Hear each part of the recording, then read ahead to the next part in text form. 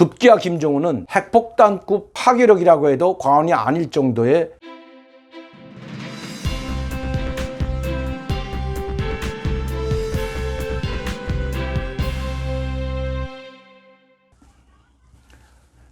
안녕하십니까. 강명도TV 자유조선을 시작하겠습니다. 오늘은 충격적인 북한에서 들어온 소식을 가지고 여러분들에게 말씀드리려고 합니다. 이번 정보는 북한의 핵폭탄이 터졌다고 해도 과언이 아닐 정도로 엄청난 파괴력을 가진 그런 지시였습니다. 작년 12월 해외 나와 있던 돈벌이 수단으로 활용됐던 근로자들과 식당 종업원들, 무역 일꾼들 모두 철수했습니다. 작년 12월 30일까지 모두 철수하라는 유엔 안보리 결의에 의해서 철수하지 않으면 안 되었고 일단 북한으로 돌아가지 않으면 안 되었습니다. 이것으로 말미암아 김정은은 큰 타격을 입었습니다. 즉 통치 자금뿐만 아니라 군수 산업에 들어가는 자금까지도 말라버리게 되었던 것입니다. 특히 북한의 최종의 해커들은 바로 국제 금융 시스템망에 침투하여 수억 달러에 달하는 비트코인과 암호화폐를 갈취를 했고 특히 동남아 나라들과 동유럽 나라들의 ATM에 침투하여 현금을 털어가는 일까지도 감행했다는 것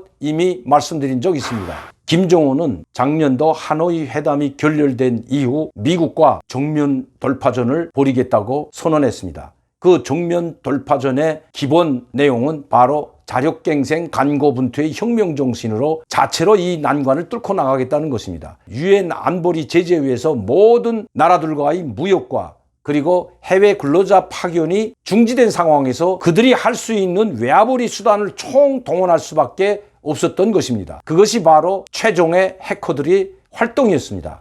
작년도에만 해도 엄청난 해커들이 활동을 했고 특히 국제금융 시스템망에 침투한 해커들에 의해서 북한이 약 20억 달러에 달하는 돈을 빼내갔다는 것이 바로 미국 보고서에 나와 있는 것입니다. 그리고 최종의 해커 부대들이 활동하는 그 이름, 그 인터넷망까지도 미국에서 발표했습니다. 최근에 들어와서는 미국이 최전방위로 북한을 압박하고 있습니다. 미국이 최전방위적으로 북한을 압박하는 이유는 단 한 가지입니다. 자금줄을 차단해서 북한이 대륙간 탄도미사일이나 농축 우라늄과 같은 이런 핵 개발에 들어가는 자금을 차단하기 위해서입니다. 김정은은 SLBM을 쏘아올릴 수 있는 신형 잠수함을 작년에 공개한 적이 있습니다. 한번 보시죠. 이것이 작년 7월에 공개한 김정은의 신형 잠수함을 건조하고 있는 봉대 보일러라고 하는 신포에 있는 잠수함 제조 공장입니다.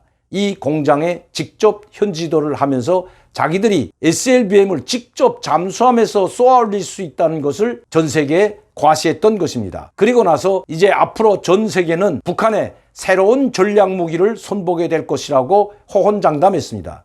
그러나 아직까지 북한은 이 신형 잠수함을 공개하지도 못하고 있고 SLBM을 쏘아올리지도 못하고 있습니다. 금년 초에도 제가 유튜브 방송을 통해서 지금 북한이 SLBM을 쏘지 못하고 신형 잠수함을 공개하지 못하는 이유에 대해서 말씀드린 적이 있습니다. 바로 중국에서 들어오는 모든 자재와 부품을 다 차단했다는 것 말씀드린 적이 있습니다. 왜냐하면 미국과 중국이 첨예하게 대립하고 있을 뿐만 아니라 총성 없는 전쟁을 벌이고 있는 상황에서 만에 하나 북한이 중국을 통해서 밀수한 신형 잠수함 부품이라든가 SLBM에 들어가는 고체 연료를 만드는 데 필요한 그 원료를 중국에서 몰래 밀수하게 된다면 그리고 이것이 국제사회에 불키게 된다면 그것은 중국이 난처하게 입장에 빠질 뿐만 아니라 미국의 공격을 받는 계기가 또다시 될 것이기 때문입니다. 그래서 중국은 일체 북한에 들어가는 알루미늄 소재나 비철 금속 자재들을 밀수하지 못하도록 철저하게 막고 있다는 소식을 제가 전해드린 적이 있습니다. 김정은은 중국에서 이러한 부품이 들어오는 것을 막히자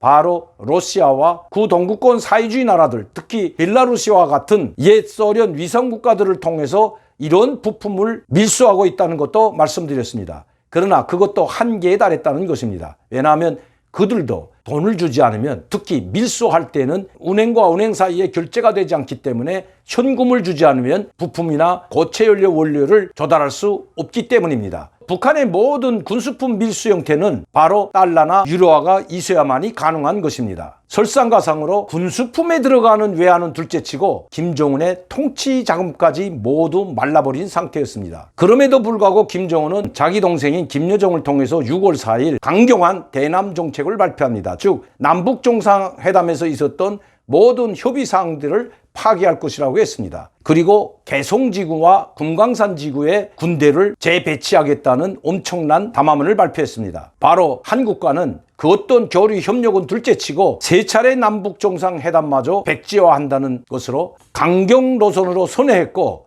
그뿐만 아니라 국제사회에서의 그 어떤 지원도 모두 받지 않겠다고 했습니다. 김정은은 돈줄이 다 말라버렸지만 왜 국제사회와 한국으로부터 들어오는 이런 우회적인 방법의 지원까지도 차단할까요? 그것은 김정은의 통치 자금으로 쓰여지지 못할 뿐만 아니라 신형 미사일을 생산하는 데도 도움이 안 되기 때문입니다. 김정은은 엄청난 현금이 필요한 것입니다. 급기야 김정은은 핵폭탄급 파괴력이라고 해도 과언이 아닐 정도의 화폐 개혁을 만지작거리기 시작했다는 것입니다. 6월 16일 개성공단에 있는 남북 공동연락사무소를 폭파한 직후에 당 경제담당 부위원장으로 있는 박봉주 정치국 상무위원에게 다시 한번 화폐 개혁을 검토하라는 지시를 내렸다고 합니다. 김정은의 지시를 받은 박봉주는 이것이 얼마나 무서운 일인가를 잘 알면서도 어쩔 수 없이 이 문제를 지금 현재 국가기획위원회와 재정부 그리고 중앙은행과 비밀리에 협의하고 있다고 합니다. 이것이 잘못된다면 박봉주